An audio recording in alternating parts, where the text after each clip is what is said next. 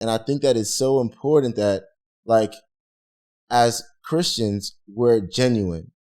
And I'm saying this so many times because, like, it's not worth being a Christian who, like, tries to present yourself as perfect or tries to, just put on something that you don't fit into. Even myself, right? I'll be honest. Like, there was a point where it's not like, early on, it's like, I'm this new person, and like, you almost kind of like start putting on a little bit, right? Where it's like you're not even genuine to yourself. You know what I mean? Like, you're still like, we can tell, right? I'm still struggling with everything. Like, I'm a new Christian. I'm still struggling with sex, pride, the whole shebang. Right, ego. But I'm like putting on this new actor, this new person. And I think that when you do that, you miss the opportunity to be a light to the people around you in where you are because you've now made yourself unrelatable. Absolutely. You're not really doing the faith any favors by not being truthful. Ain't nobody tell you to do that, but that's it. That's a human thing. We want to please others, or we want to fit in, and we get that. As a Christian, we have to go above and beyond to be honest. Be sincere. Ain't no need to fake the funk. Like, no need for that. Nobody likes it. Well, I won't say nobody likes it. People do it for a reason, because you want to fit in. Nonetheless, be honest and forthright. That's respect.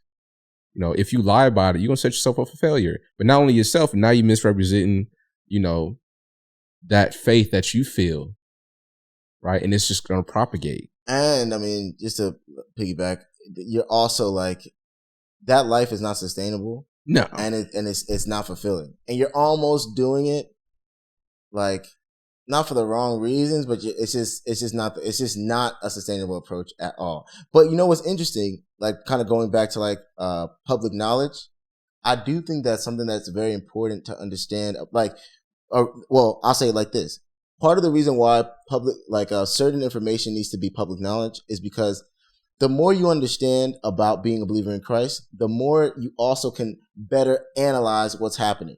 Like, whether you believe in Jesus or not, right? Mm-hmm. If you understand being a believer in Christ is literally being under forgiveness and not about being like perfect and godlike, right, then when you see things like a pastor messing with Rochelle, right? Shout out to Rochelle. You know what I mean? Shout out to Rochelle. Shout out to Rochelle.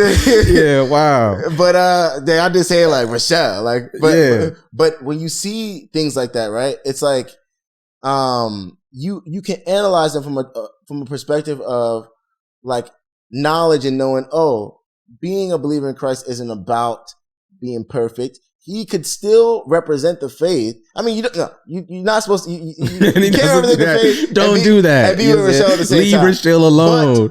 But when you see that, you don't then lose faith in the faith, right? Because you understand. It's garbage. It was never about being perfect. Just because he's not perfect doesn't mean that the being a Christian is also just something that you didn't throw in the trash can. Yeah, and I think that if you have a true understanding of what being a believer in Christ is, it'll help when you navigate in the world and getting to a place of understanding.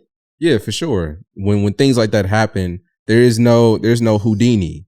Like, that is trash. That is unacceptable behavior. But that's no representation on Jesus or his intention. I'm saying that's not what Christianity is about. He just fell to the flesh, or you just faulted. But I know that because of the information I've learned over time. But imagine someone who did not know this information or what Christianity was about, or like why Jesus died in the first place, because we are sinful. That is our nature. So Jesus had to die so we could be forgiven in the eyes of God. That was the whole premise. But if you didn't know that, it could definitely damage, right, that public eye. But and I think that what you're saying makes me realize like how important it is to lead with love. And I think maybe we can finish here, because like, if you're somebody, right, who doesn't believe in God, and like, you run into someone who does, if they're a pastor, if they're just like an engineer, Mhm. whatever, right? When you see, I think that the love that you see through that person can outweigh the imperfections that you're inevitably going to see. Like if pastor messing with, let's get back. Right. Right. But if you see me as a person that loves, but you also know me as a person who lied or did things wrong, Mhm. I think that knowing the love in me would not deter you. And I think that it's almost even worse to see someone who like doesn't love, but is like perfect, which we know they wouldn't be, but they present themselves in that way. And I think that that's important. Yeah. That's like, one is already you having a relationship with someone and them seeing the love in you. And imagine not knowing someone, then they double fail, right? That's super trash. And you know what? I think this is the perfect place to close on, because it's like